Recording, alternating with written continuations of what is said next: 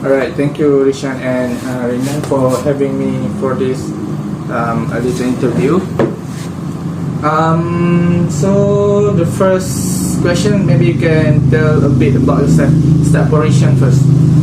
So, hi Michael, my name is Rishan Punraj, Analaki Siraj. I'm 22 years old. I'm currently studying in USM and I'm taking English for professional course.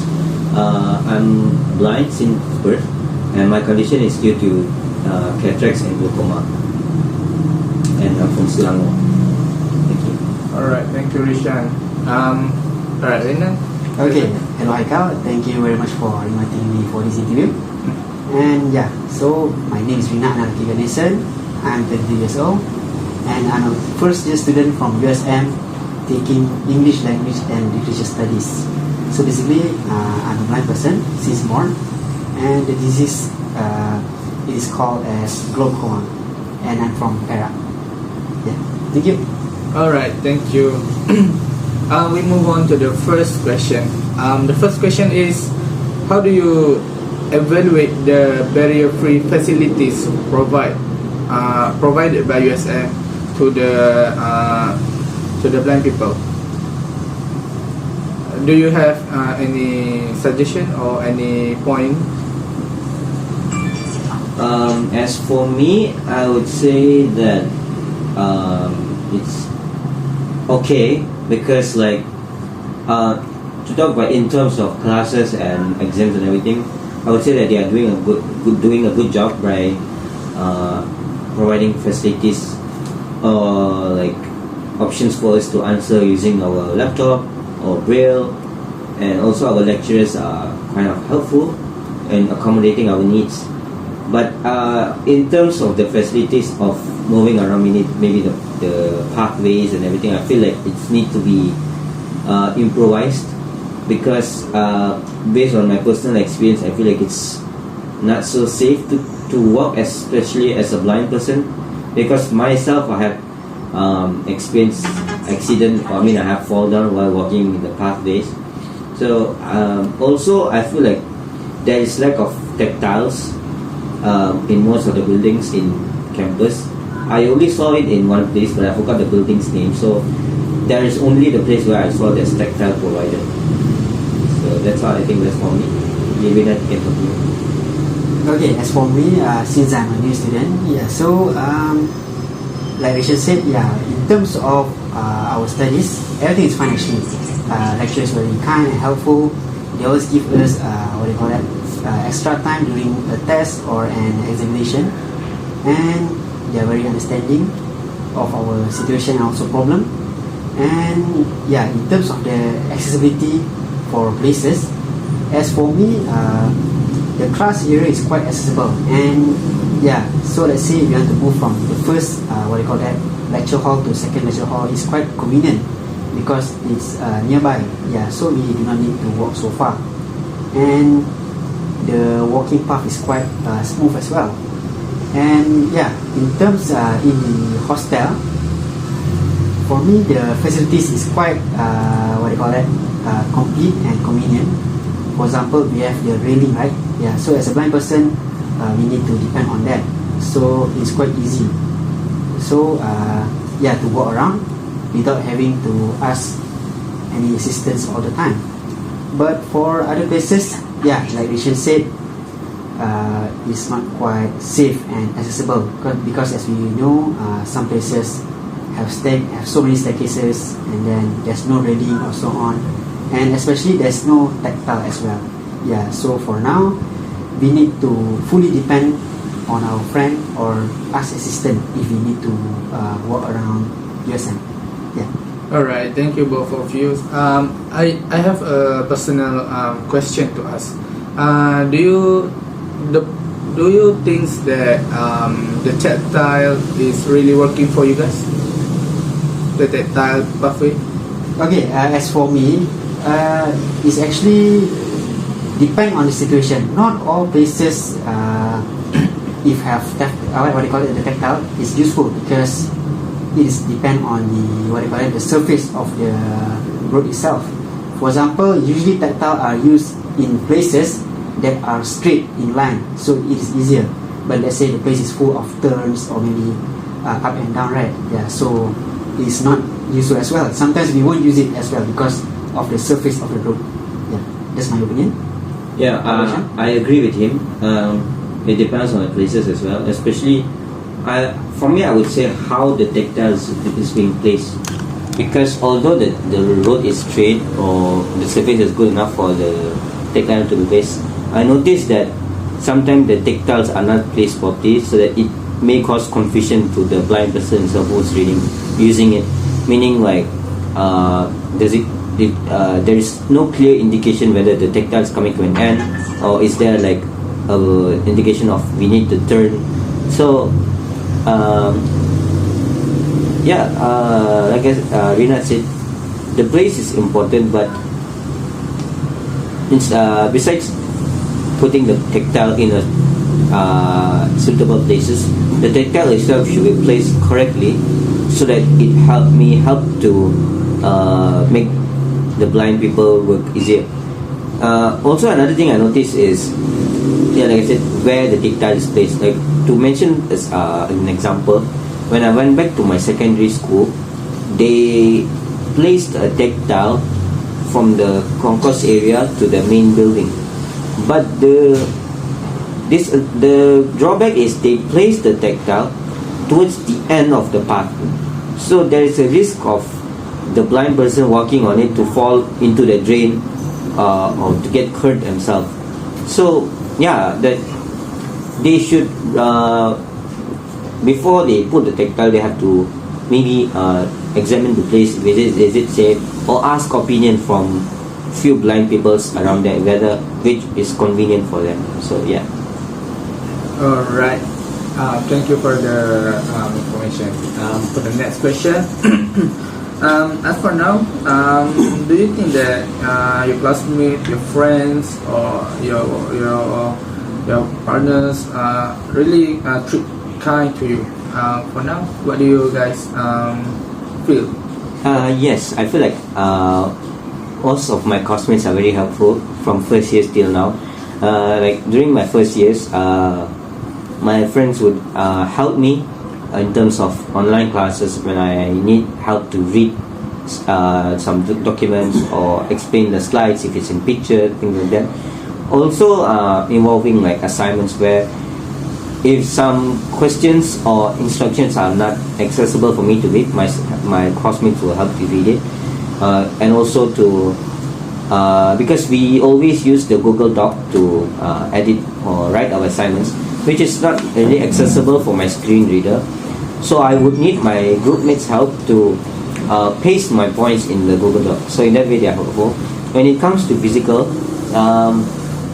again my classmates are very helpful from helping me to bring to classes, although they have to come through a long pathway. For example, my few friends, they're staying in Saujana, they have to come all the way here just to pick me and go to classes.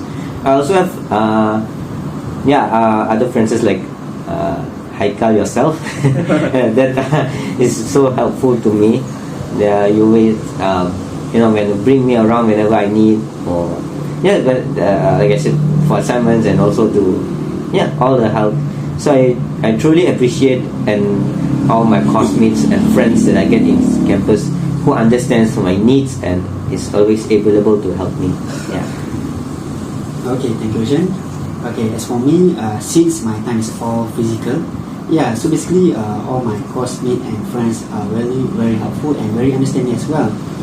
From the day one until now. And they really understand my situation, and during when they help me, they did not complain or what, right?